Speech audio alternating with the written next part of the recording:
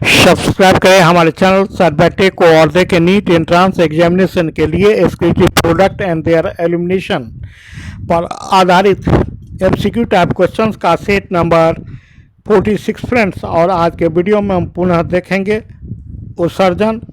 उत्सर्जी पदार्थ और शरीर के बाहर उसके निष्कासन पर आधारित एमसीक्यू टाइप क्वेश्चंस को। तो फर्स्ट क्वेश्चन है हमारा, निम्नलिखित में से हमारे शरीर में मूत्र का सही मार्ग चुने। तो जो पैसेज ऑफ यूरिन है वह निम्नलिखित में से है। Option number C, kidney, ureter, urinary bladder and urethra. This is the right sequence for the passage of the urine. So option number C is correct answer for this question number 1. जैसा कि हम जानते हैं kidney में urine formation की क्रिया होती है। किडनी में नेफ्रॉन होता है, नेफ्रॉन में विभिन्न भाग होते हैं जैसे कि बोमेंस कैप्सूल, ग्लोमेरुलस और उसके बाद रेनल ट्यूब्यूल में प्रोक्सिमल कॉन्वोल्यूटेड ट्यूब्यूल पीसीटी, उसके बाद लूप ऑफ हेनेल LOH तथा उसके बाद डिस्टल कॉन्वोल्यूटेड ट्यूब्यूल DCT। और ये सभी क्रमशः सजे होते हैं एक के ऊपर एक और प्रत्येक से निकलता है कलेक्टिंग ट्यूब्यूल जो कलेक्टिंग डक्ट में खुलता है, जिसका संबंध यूरेथ्रा से होता है। तो चलिए फ्रेंड्स हम देखते हैं, आगे की ओर बढ़ते हैं नेक्स्ट क्वेश्चन पर। नेक्स्ट क्वेश्चन है, मूत्र नलिका के उस भाग का नाम बताइए जो एडीएस से सीधे प्रभावित होता है। तो एडीएस से जो मूत्र नलिका का भाग होता है, नेफ्रॉन का भाग होता है जो सीधे प्रभावित होता है, और वह है friends option number D, distal convoluted tubule and collecting tubule. और इस पर एडीएस हार्मोन जो कि न्यूरो हाइपोफाइसिस से स्रावित होता है वह कार्य करता है और यूरिन में अतिरिक्त जल की मात्रा के निष्कासन को रोकता है और कंसंट्रेटेड यूरिन को शरीर के बाहर निष्कासित करता है। So option number D is correct answer for the question number 2। Next question की हम बात करें, लूप ऑफ हेनेल की बात करते हैं और कलेक्टिंग डक्ट, ये दोनों अवस्थित होते हैं। कहाँ अवस्थित होते हैं फ्रेंड्स? तो ये अवस्थित होते हैं option number B, medulla pyramid में। हम जानते हैं किडनी के दो भाग होते हैं, बाहरी कॉर्टेक्स, भीतरी मेडुला। और मेडुला के पिरामिड भाग में कौन स्थित होता है? तो loop of Henle and collecting duct. Next question, question number 4, longest loop of Henle is found in. तो कंगारू में लूप ऑफ हेनेल की लंबाई काफ़ी अधिक पाई जाती है।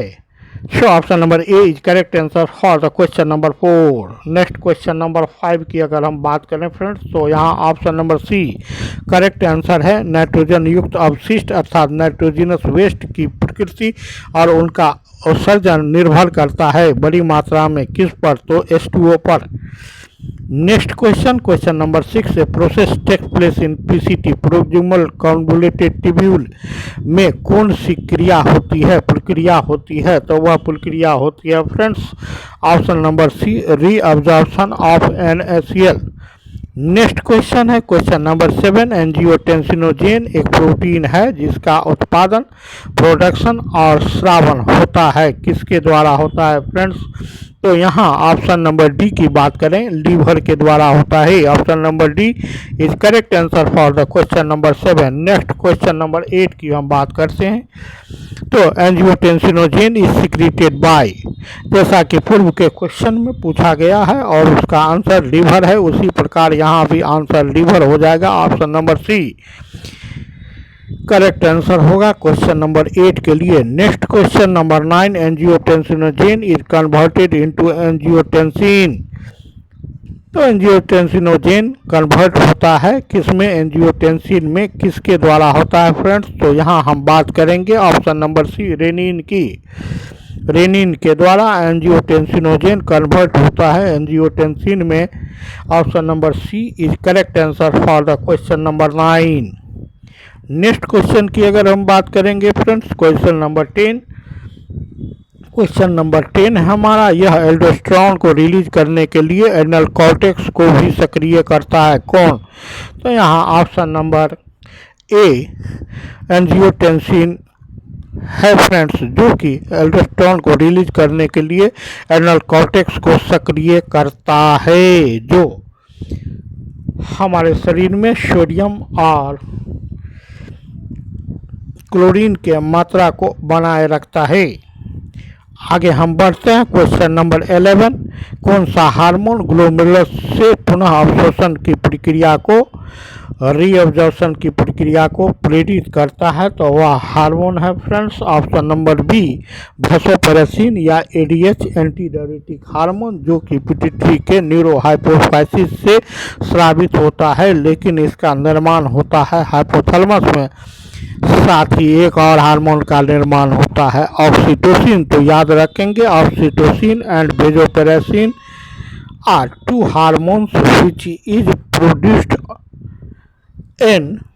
produced by the hypothalamus, but it is stored and it is released by the neurohypophysis of pituitary gland। आगे हम बढ़ते हैं फ्रेंड्स, नेक्स्ट क्वेश्चन को देखेंगे। क्वेश्चन नंबर 12 को एडीएस सिक्रिएटेड होता है, तो मैंने बताया न्यूरोहाइपोफाइसिस से, अर्थात posterior lobe of pituitary gland से। इसे एंटी डायरेटिक हार्मोन भी कहते हैं। इसके लो सिक्रिएशन के कारण या कम सिक्रिएशन के कारण डायबिटीज इंसिपिडस नामक हार्मोनल डिसऑर्डर हो जाता है। आगे हम बढ़ते हैं question number 13। Renin is secreted by, तो किसके द्वारा रेनिन का सिक्रिएशन होता है? तो वह होता है जुक्सा ग्लोमेरुलर अर्थात जेजी सेल्स के द्वारा रेनिन का स्रावन होता है। नेक्स्ट क्वेश्चन है क्वेश्चन नंबर 14।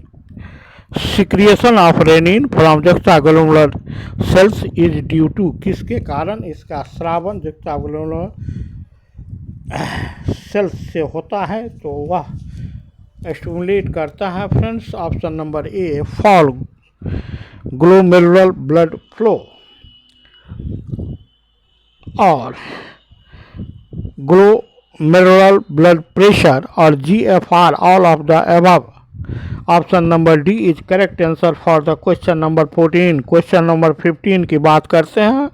रेनिन का फंक्शन है, रेनिन का क्या फंक्शन है फ्रेंड? तो वह है डिग्रेडेशन ऑफ एंजियोटेंसिनोजेन, अर्थात एंजियोटेंसिनोजेन को एंजियोटेंसिन में बदलता है, डिग्रेड करता है। कौन? तो रेनिन, जो स्रावित होता है जुक्सा ग्लोमेरुलर से जेजी sales of the kidney. Next हम बढ़ते हैं फ्रेंड्स, क्वेश्चन नंबर 16 की बात करते हैं। तो यहाँ ऑप्शन नंबर सी हेमेट्यूरिया कहलाता है, मूत्र में रक्त की उपस्थिति।